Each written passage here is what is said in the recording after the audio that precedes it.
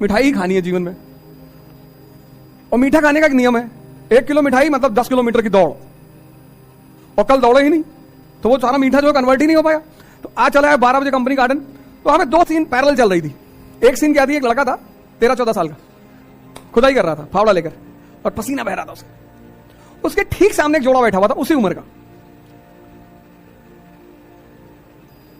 आमने सामने सीन थी। गेट नंबर 3 जाओगे तो देखो कि वहां खुदाई चल रही है। गेट नंबर 3 के पास कुछ नाला वाला बना रहे हैं, कुछ बना रहे होंगे, कुछ बना रहे हैं शायद, हाँ। और वो गंगानाथ परिसर के पास उधर आज मैंने देखा बड़े लड़के उधर पढ़ रहे थे बेचारे, वो सब फोल्डिंग वोल्डिंग वाला ला के बेचारे पढ़ भी रहे थे कई सारे लोग। तो 2 सीन पैरेलल थी। एक वो लड़का 13-14 साल का फावड़ा लेके चला रहा था और पसीना बह रहा था। मैंने कहा देखो ये शक्ति अर्जित कर रहा है, और ये शक्ति का व्यय कर रहा है। जो व्यय कर रहा है उसे मजा आ रहा है, और जो अर्जित कर रहा है वो दुखी है।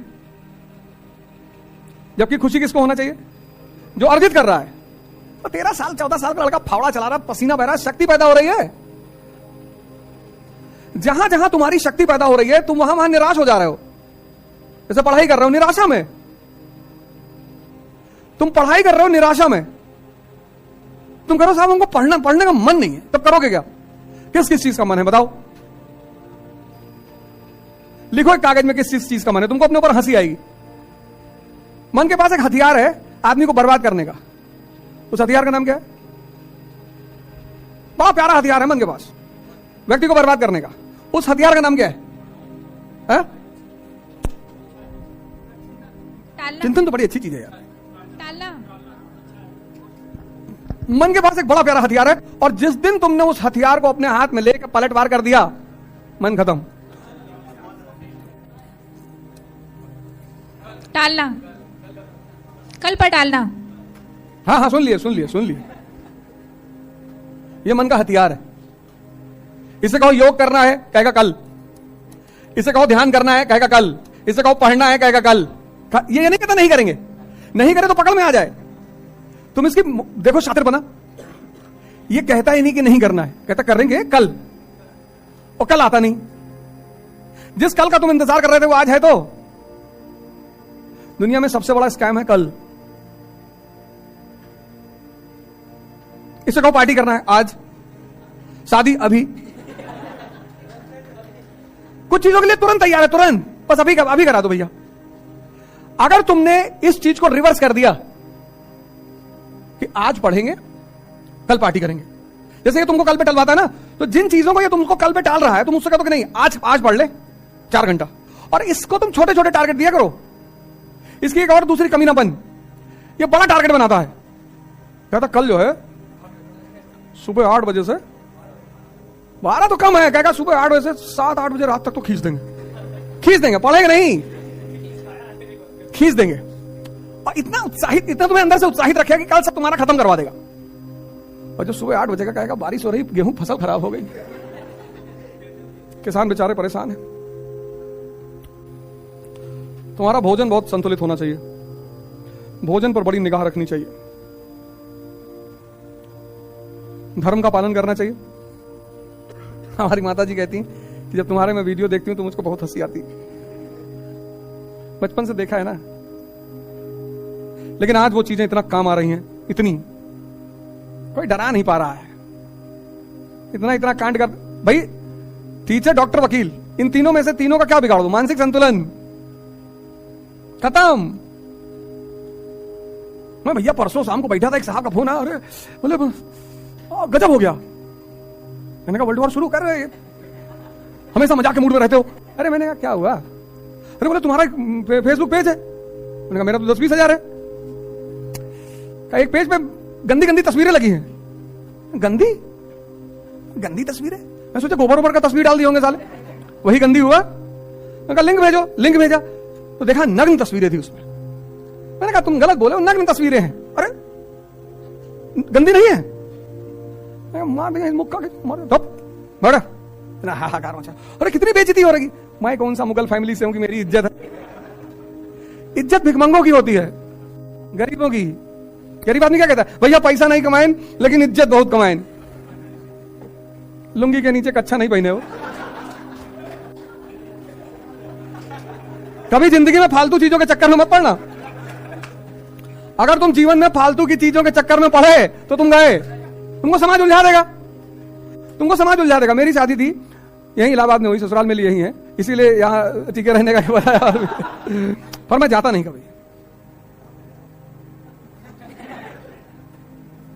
और जब मैं जिस दिन 1 मई को शादी हुई थी, आ रही 1 मई, मैं यहां पहुंचा, दाढ़ी बड़ी, टी शर्ट पहने, जीन्स पहने और वो शूज।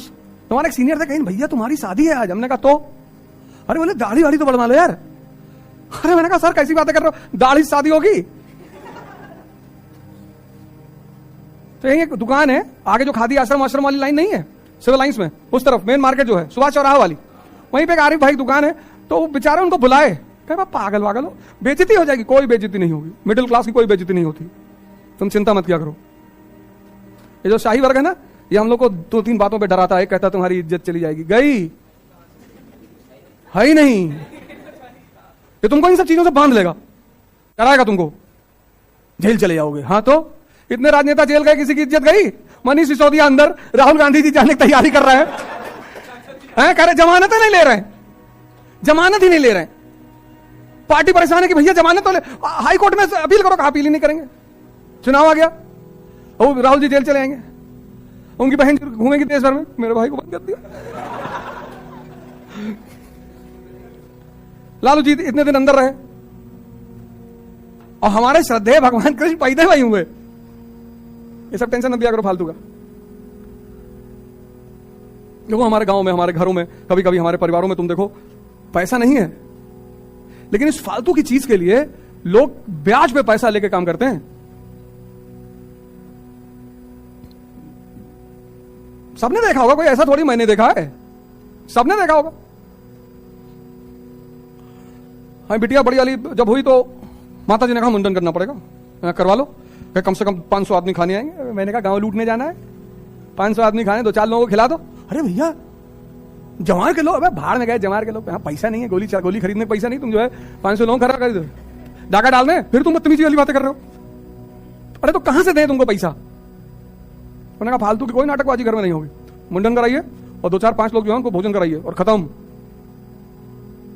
सब फालतू की चीजों के चक्कर में कभी मत पड़ना, नहीं तो ये चीजें तुम्हारे दिमाग में कभी नहीं बैठेंगी। भारतीय दर्शन ने मुझे देखना सिखाया और पाश्चात्य दर्शन ने मुझे सोचना सिखाया। इसलिए भारत में फिलॉसफी एक बड़ा प्यारा सब्जेक्ट है। और भारत में शब्द क्या है? दर्शन। दर्शन मतलब देखना।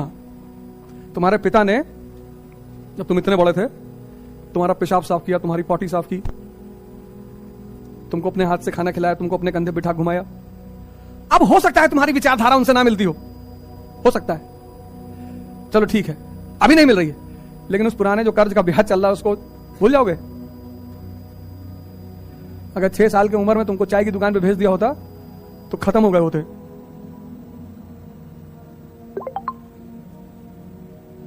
आज मैं लोगों को तो क्या देता हूं, अरे हमारा पापा हमारे को विचार थोप रहे हैं। कोई बात नहीं, हमारे जमाने में मोबाइल था ही नहीं, कितना बड़ा जनरेशन गैप हो गया है